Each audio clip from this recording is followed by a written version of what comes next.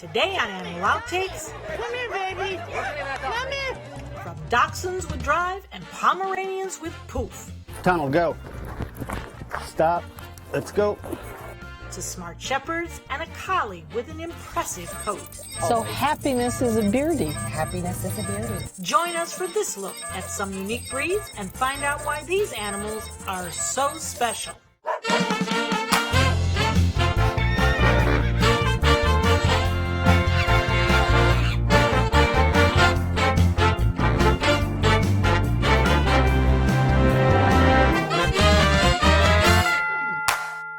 Hello and thanks for joining us for Animal Outtakes. Dogs are man's best friend, but not all dogs are the same. Today we're exploring the differences between canines, big and small, and why every dog is unique. So let's get started. My first Pom 35 years ago. Her name was Cinnamon. For Susan Groves, there's only one breed of dog for her, and that's the Pomeranian.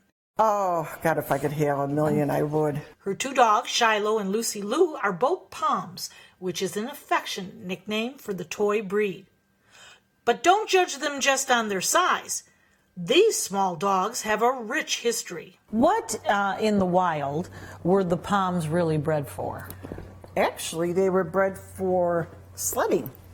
Sledding?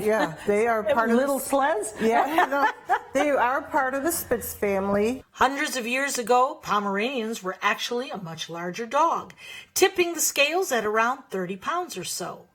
But it was Britain's Queen Victoria that started the process of breeding them down to the smaller stature that we know today. What type of qualities would you say are very attributable to a Pomeranian, perhaps versus somebody else? Well, of course, their hair. Poms are probably most well known for their abundant fur. These tiny dogs actually have a double coat, with a soft, dense undercoat covered by a longer, coarser textured top coat. All that hair requires some pretty regular grooming. Lucy, she does have a full-blown coat if I let her. But because she's a little bit older, she likes her coat a little bit shorter because it is warm down here. But she's very, very cute when she's full, too. They also have tiny triangle fox-like ears and a feathered tail that sits high on their body and rests on their backs. They're very nosy. They are. They get into everything. They want to know. They're very. They. You know, anything that you bring home, they're into the bag. They're into the. You know, the box. They just want to be around you all the time. So they're very curious. Yep. Thank you. Another characteristic of these dogs is that they bark a lot. But that's a behavior Susan says can be kept in check. I think a lot of people have the misconception that they're yappy. Well, they're yappy when you first walk in, and then you have to train them, you know, like any other dog. They're settled down now. There are some medical concerns to watch out for, like a luxating patella, which is when the kneecap slides out of place. It's a problem common in smaller breeds of dogs, and more severe cases may require surgery. I don't allow this little one to jump because if she jumps and falls the wrong way, she could break a leg. Shiloh's got longer legs and knows how to handle a couch pretty well. Okay. Tracheas always put them on a harness because they're so tiny. You know, you could really do a lot of damage here. Heart murmurs, if they start to cough a lot as they get older, which means sometimes the heart would be enlarged. You know. What about breathing? Because they have a pushed-in face, but they don't necessarily have a pushed-in stomach. Yeah, no problems with the breathing whatsoever. I've had bombs on airplanes. She's just really hyped. You know, she's just. Well, she's enjoying her debut today. Yes. Why did you choose a Pomeranian as your dog of choice? Well, I had a neighbor that had one. Her name was Fluffy many years ago, and my husband and I just fell in love with the breed. Just too cute. And at the time, we were just married and lived in an apartment and thought it would be a really good match. But they're good family dogs, and they're good to travel with. They're good for elderly people. You know, they're good with families and elder, you know. A good condominium apartment dog. Or a home. Or a home, of course. Yep. And I don't know. I'm just very blessed to have them. I've always had them, and that's the only breed we'll ever have, I think. If you're starting out right away, you've got to put like a treat on each one. All right, let's go, Xena. 7-month-old Come on, up. Xena is showing off her new Easy. skills on the agility Stop. course. Okay.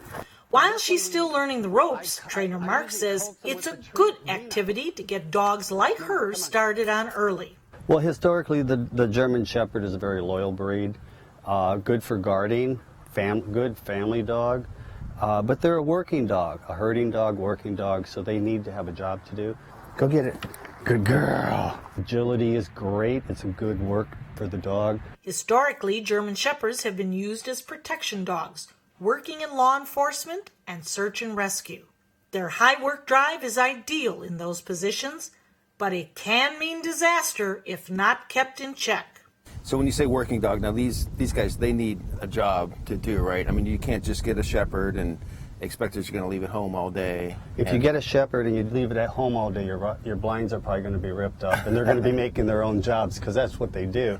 They really just need something to do, or they make their own things up. So not all German shepherds are going to be search and rescue or police No, dogs. they're a great family dog. Yeah.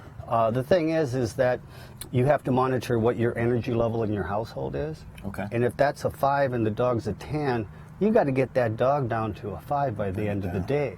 And by doing that, you need to do daycare, jogging, easy, walking. General walks are good. Basically, if you're an older person like me, 56, and you don't want to get up and run with the dog, throw the ball, have it, bring it back. Throw the ball, have it, bring it back. It needs just something constantly to do. So that would be its job. Just as important as a job, it's vital the German Shepherds, or any dog for that matter, are socialized properly. Let's go.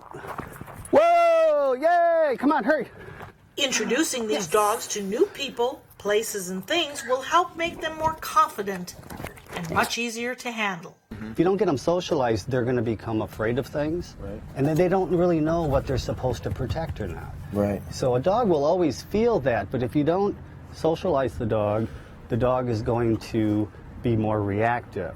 When you have reactive and fear, then you have fear aggression. So now the black and tan is the more classic, but there are others. There's white German shepherds. There's the white shepherds. There's shepherds that have a little bit more brown. Longer-haired shepherd. This is your classic German shepherd. This is the German shepherd that I love because that's what you normally think about when you say, oh, that's a German shepherd. She has all the characteristics of being a really good dog. For Mark, those characteristics include being alert and agile. She has a good temperament and she plays well with others. Daycare, she's very good. She knows how to play well with the other dogs. She comes on a little strong, but then she backs down to where she should be. Xena would make a great family dog too, but Mark says it's important to monitor German Shepherds around young kids. Because you don't want her knocking them over. These dogs love to mouth. They will chew your hands up if you let them because they just need something to chew. Sure. When they're full grown, German Shepherds can weigh between 80 and 120 pounds, with the males on the larger size. So, does that mean these dogs aren't suitable for the condominium lifestyle? Where they live isn't as important as what you do with them. There's a misconception that small dogs are the excellent apartment dogs. Really, the small dogs fit the criteria of what the condominium association wants you to have. If you have an apartment and you have your German Shepherd in an apartment, you need to have it crated while you're gone so that it has some downtime. You have to exercise that dog. You have to go to the dog park. The dog has to go to daycare. It has to work. Look. Ready? Here, go. What I like about a German Shepherd is that they'll really actually listen to you, and sometimes we think that the dog is like way out there, and it'll get way out there, and sometimes all you really have to do is be calm with them. And then eventually when she gets out of it and realizes that I'm going to take charge, then I can give her a command to do. The calmer you are and the more direct you are with an active breed doesn't give them a mixed message. And they actually are better dogs that way too. There's much more ahead on Animal Outtakes. I think my dog Gunner is a winning wiener, yes. We'll take you to the Dachshund Derby to learn how these odd-looking dogs have won over so many people. Plus, A lot of grooming takes place, correct? It does. meet this shaggy dog with a big heart.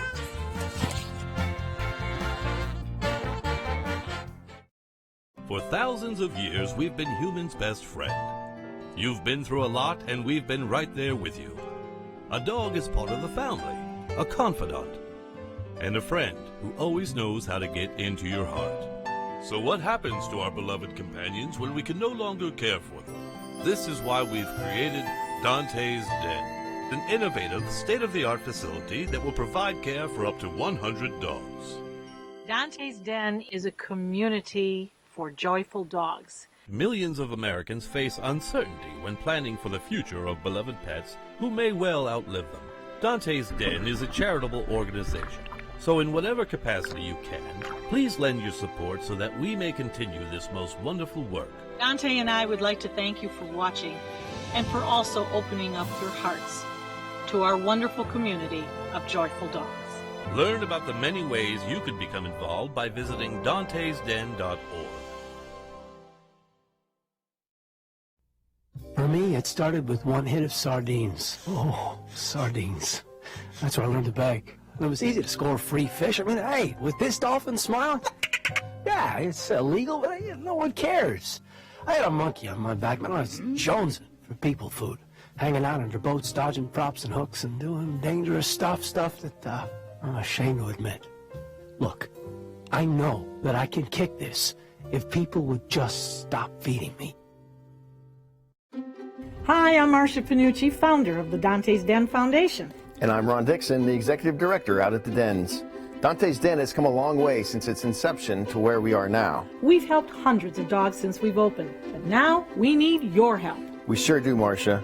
Dante's Den needs great volunteers to help us feed, walk, and play with all of our furry friends. So come on out and enjoy our 50 acres of beautiful countryside where you can also feed miniature Holstein cows. And their babies. And Hee-Haw.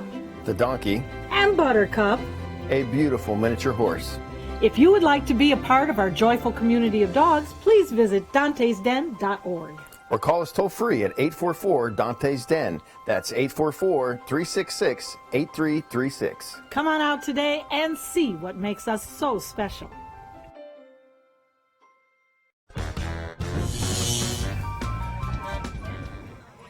It's a drizzly day in Sarasota, Florida, but the cold, wet weather hasn't deterred some devoted sports fans. Today is the annual Wiener Dog Derby, with dachshunds from across the state racing in for a chance at glory. Miriam Thompson and Elizabeth Billings have entered their two dogs, Gunner and Pumpkin.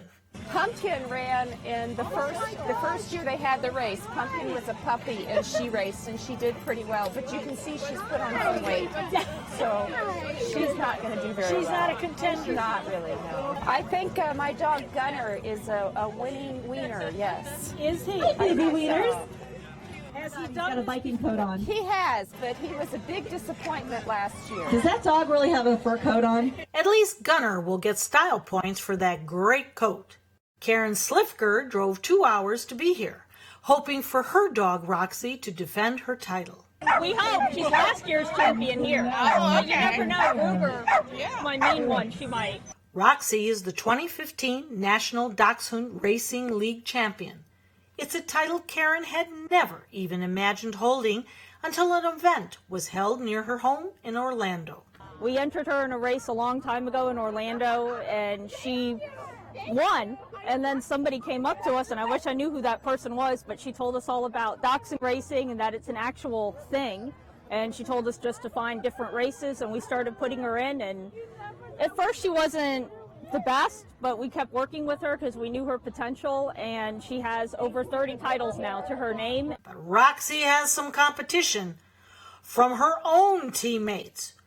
Ruger was adopted recently and has the makings of winning Wiener as well. We never expected her to race, and she would watch us practice in the backyard, And she won it in that race box, and now she's even beaten Roxy a few times at a few races. And she's actually the Georgia champion and number 2 in the nation. She came in second to her. Dachshund derbies date back to the 1970s, starting in Australia. But it wasn't until the early 90s that they gained popularity in the United States. While each race differs based on location, the concept is basically the same. Owners line up their dachshunds in the starting gate at one end of the track. Then, when the gates open, they call them to the finish line, with the first nose to cross wins. It's a fun way to feature these delightful dogs. I grew up with dachshunds, so I've always loved wiener dogs, and I think they have the sweetest personality. They have a personality that brings out the best in me. They're very humorous, and they make you laugh, and they bring you up, and there's never a down moment. You know, training's a little difficult, but once you get past it, they're worth every bit of the love that they give me and I give them. The Derby isn't just a young dog's game. We found a 10-year-old Doxie, also named Roxy, who was looking for glory and maybe a little redemption, too. Yes. Last year she won the first race, and she didn't come in, second race, she stopped. Roxy's owner, Nancy, says her four-legged friend is more than just her pet. Oh my gosh, she's my pet. I travel all over the place with her. Go up to Chicago a couple times, Virginia a couple times, and she's my navigator. For her, there's no better breed than a dachshund. They're so lovable. I mean, they are. It's a dachshund lover's dream. Dogs of all shapes and sizes and their owners mingling and socialing over their shared love of these amazing dogs. And then there's the race, with spectators cheering on their favorite competitor for a chance to go home with perhaps the best prize of all, bragging rights.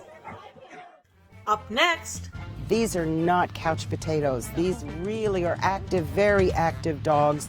A rare breed, the bearded collie, comes bounding into our hearts when Animal Outtakes returns. For thousands of years, we've been humans' best friend. You've been through a lot, and we've been right there with you. A dog is part of the family, a confidant, and a friend who always knows how to get into your heart. So what happens to our beloved companions when we can no longer care for them? This is why we've created Dante's Den, an innovative, state-of-the-art facility that will provide care for up to 100 dogs. Dante's Den is a community for joyful dogs. Millions of Americans face uncertainty when planning for the future of beloved pets who may well outlive them. Dante's Den is a charitable organization, so in whatever capacity you can, please lend your support so that we may continue this most wonderful work. Dante and I would like to thank you for watching and for also opening up your hearts to our wonderful community of joyful dogs. Learn about the many ways you could become involved by visiting dantesden.org. For me, it started with one hit of sardines. Oh, sardines. That's where I learned to bag. It was easy to score free fish. I mean, hey, with this dolphin smile, yeah, it's illegal, but no one cares. I had a monkey on my back, man. I was jonesing for people food, hanging out under boats, dodging props and hooks, and doing dangerous stuff that I'm ashamed to admit. Look, I know that I can kick this if people would just stop feeding me. 40 Carrots Family Center and the Community Foundation of Sarasota County present a free speaker event, The Gift of Failure, How the Best Parents Learn to Let Go so Their Children Can Succeed, featuring author and educator Jessica Leahy at Hyatt Regency Sarasota on Monday, September 12th. Discover how to motivate kids to learn for the sake of learning. Wean kids off rewards, bribes, and parental reminders, and approach parenting as a journey toward competence. RSVP required at 40carrots.org. That's FORTY carrots.org. Do you have an idea for a new product or invention? Hi, I'm George Foreman. People ask me all the time, George, how do I get my idea in front of companies? How do I get a patent? What do I do next? Do you have the same questions? I'll tell you like I'll tell them all. Call my friends at InventHelp. InventHelp has been helping inventors for more than 30 years and has sales offices nationwide. InventHelp can provide patent referrals and submit your invention to companies who are interested in receiving new ideas. If you have an idea and want to try to patent it and submit it to companies, you should call InventHelp today for free information. Listen, I can't guarantee a company will be interested in your idea, but I believe every inventor deserves the opportunity to step into the ring and take their best shot. Put InventHelp in your corner. For your free inventor's information, call 1-800-890-1946. That's 1-800-890-1946.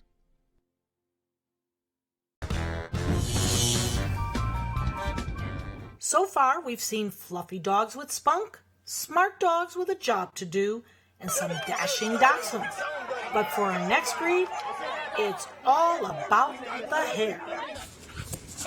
Barbara and her husband Dean have spent nearly 2 decades loving these shaggy dogs. So tell us about a bearded collie. And I must tell you, the very first dog my husband and I had was a bearded collie. Loving, wonderful. They are very loyal dogs to the owners of the house, who's ever in the house with them. They will be very loyal to them. The bearded collie is so named because of their magnificent double coat. The undercoat is soft, furry, and close, with a flat, shaggy outer coat. A lot of grooming takes place, correct? It does. It does. It's every day. I do it every day. It takes me just an hour to do both of them. Not bad, but I've been doing it for 18 years. Daily brushing helps prevent any matting. Do they shed? No, they really don't shed, which is surprising. Yes, if you've had one. With all that hair. Everybody says the same thing, yes. they must shed it. They don't, because you do have to groom. And if you don't groom them, they mat. So any loose hair sticks to their mat, and that way they don't shed.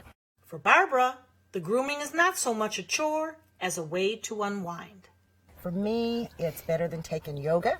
Oh, it's sure. very relaxing. I don't think about anything. I just groom. And for me, it's wonderful.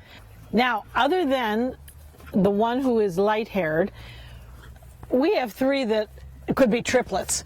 How do you tell them apart, except for the colored bows? You know, it's just like our children. If you have your children out in the middle of 150 people, you can spot yours immediately. We know exactly their markings. Beardies come in 4 colors: black, blue, brown, and fawn, and they all have white markings. When they are born and when they, up until the first probably year, they stay a very dark black, the gray and white ones. Very dark. And then over the course of the next year, 2 years, they begin to change. And I've heard, I think it's not until they're about 3 or 4 that they actually get their permanent color coat. Bearded collies are a herding dog hailing from Scotland. They were bred to herd sheep and still do to this day. And it's interesting. Being a herding dog, they will, even here, when we're out here with our grandchildren, they will circle around them and try and herd them together. As the kids are running and playing and things, they do herd other animals, ducks, chickens, sheep, and so that instinct is in them. Dylan is Canadian. He has come from a breeder in Canada, and Marty has come from Brazil.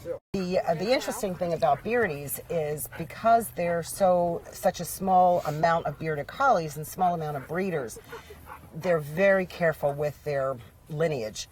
And therefore they do bring a lot of dogs in from other countries so that they keep the lineage of the dog very clean, and they don't inbreed at all. Right. So the breeding is very controlled. Very much controlled. Now, what about a personality? They are incredible. They are happy. They're called clowns, and they're actually called the bouncing, barking Beardies, because you will see, too, they bounce constantly. They bark. They don't bark so much just at anything, but if you want to take them for their walk, they will bark and bark and bark until you get them out the door. These are not couch potatoes. No, these really are not active, very active dogs that need a lot of running to get the activity out of them. For Barbara and the Beardies, it was love at first sight. Because I've always rescued dogs, and my last dog, which was still alive when I got our first Beardie, was a Chow Chow. Again, a long-haired dog you have to groom. It was one evening we were sitting watching the Westminster Kennel Club dog show, and I saw this magnificent dog go by, and it was a bearded collie. I was totally taken by this dog. I called Dean and I said, come in and look at this dog. That's going to be my next dog. Look at they flow. They are joyful. They are just happy, happy-go-lucky dogs. Every day, every minute. There's never a downtime where you say, oh, my little dog, he must not feel good today. They're always in a happy, clownish, joyful mood. So Always. happiness is a beardy. Happiness is a beardy, and happiness is having a beardy. We'll be right back. You can watch full episodes of Animal Outtakes by subscribing to our YouTube channel. Just visit youtube.com/animalouttakes. Attention blood clot filter patients. Surgically implanted blood clot filters are potentially life-threatening. Some filters are prone to breaking, resulting in pieces of the filter moving through the body and causing internal bleeding. If you had surgery to implant a blood clot filter, you may be entitled to a cash award, even if you haven't suffered side effects yet. Call the Gold Shield Group now, 888-747-5291, to see if you qualify for a cash award, 888-747-5291. If you're one of the millions of Americans who are disabled and unable to work, I have an important message. You may be entitled to receive disability benefits through Social Security. You'll be matched up with an advocate who will evaluate your situation, handle your application, deal with Social Security for you, and handle all appeals and hearings. Best of all, there are no upfront fees, so you pay nothing until you receive your benefits. Call the Citizens Disability Helpline today for a free, no-obligation consultation. When you have credit card debt, the debt suckers, high rate and high pay, never leave you alone. Debt is really sucking the life out of them. He's picking up the phone. Oh, no, not Consolidated Credit. With one call, they can lower their credit card rates. And consolidate their bills into one low payment. They'll pay off their debt in no time. Call Consolidated Credit now. Because debt sucks. Call 800-201-0230. That's 800-201-0230. Call now. Using baby powder or talc may lead to ovarian cancer. $72 million was awarded in a recent talc lawsuit after lawyers found secret internal documents showing that the baby powder manufacturer knew about the link between talcum powder and ovarian cancer for decades, but never told the public. If you were diagnosed with ovarian cancer after using talcum powder on a regular basis, you may qualify for a cash award. Call 800-793-6621. 800-793-6621. Animal Outtakes is produced by Dante's Den Foundation, a nonprofit group dedicated to creating the best life for dogs. If you would like to learn more about Dante's Den, donate, or volunteer, visit our website, dantesden.org. That's it for this week's episode. We hope you've enjoyed learning about these unique dogs. And maybe you've even changed your mind about some breeds. Join us again next week for another outstanding animal adventure. See you then.